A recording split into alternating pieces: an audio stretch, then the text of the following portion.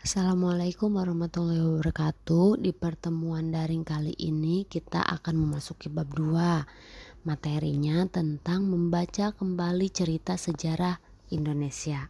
Pada pertemuan sebelumnya, sebelum UTS, Ibu sudah memberikan tugas untuk kalian merangkum tentang materi bab 2 ini. Jadi, sedikit banyaknya mungkin kalian sudah punya gambaran apa itu cerita sejarah Indonesia, bagaimana strukturnya, di dalam strukturnya apa aja. Nah, jadi kalian sedikit banyak sudah punya gambarannya. Nah, dalam bab kedua ini kita mempunyai 4 subbab, yaitu yang pertama mengidentifikasi informasi dalam cerita sejarah. Yang kedua, mengkonstruksi nilai-nilai dalam cerita sejarah.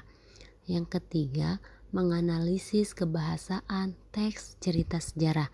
Dan yang terakhir, menulis cerita sejarah pribadi. Nah, 4 ini yang akan kita bahas, yang akan kita kupas di dalam bab 2 ini. Lanjut aja, yang pertama kita akan mengidentifikasi informasi dalam cerita sejarah. Itu ada 3 bagian yang akan kita bahas. Yang pertama, mendata informasi penting. Selanjutnya, mengidentifikasi struktur teks cerita sejarah. Dan yang terakhir, membedakan teks cerita sejarah dengan teks sejarah. Yang pertama yang akan kita bahas yaitu tentang pengertian cerita sejarah. Dalam Kamus Besar Bahasa Indonesia, cerita adalah tuturan yang membentang bagaimana terjadinya suatu hal.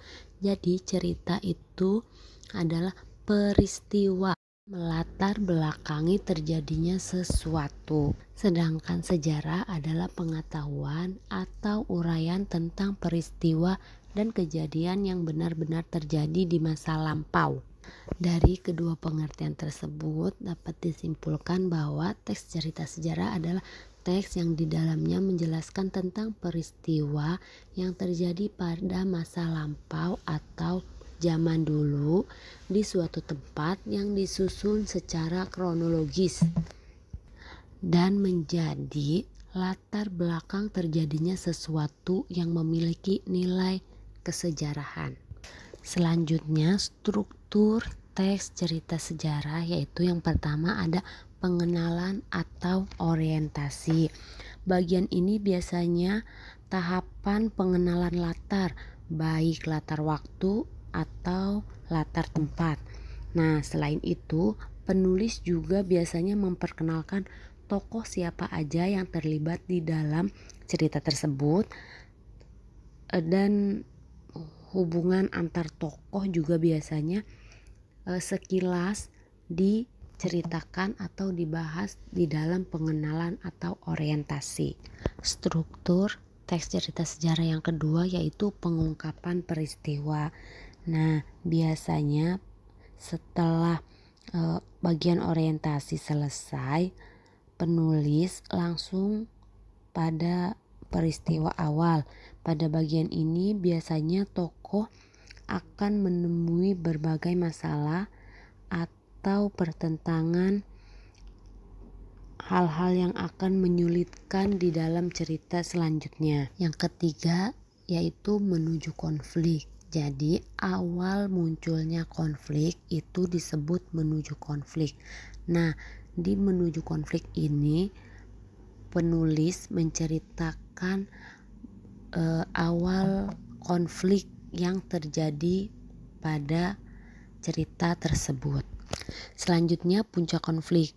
Setelah menuju konflik, banyak konflik-konflik bermunculan sampailah kepada puncak konflik. Jadi puncak konflik ini ujung konflik atau komplikasi konflik itu berada di puncak konflik.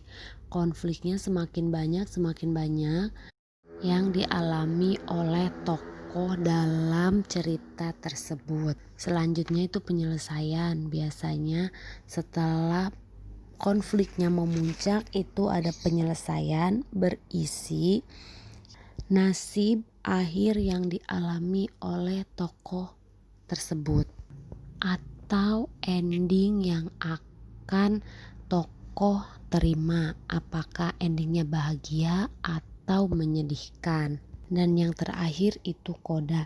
Nah, bagian koda ini itu sebenarnya opsional ya, kadang ada kadang tidak, boleh ada boleh tidak.